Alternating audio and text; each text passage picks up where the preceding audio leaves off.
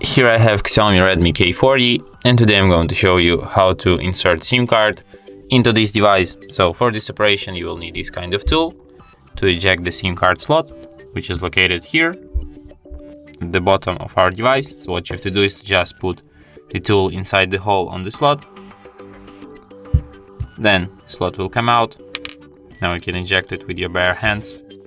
So here inside the slot you can only set your two SIM cards. So where you have the written SIM1, here you have to put your SIM card, and then just like this put it back inside your phone.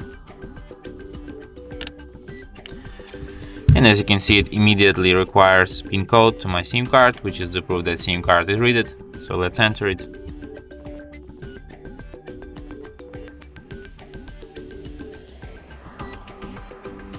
Okay, so my SIM card is disabled, which is very sad thing, but the proof is here that SIM card is read. So that's it. Thanks for watching. If you find this tutorial useful, don't forget to hit that like button and subscribe to our channel.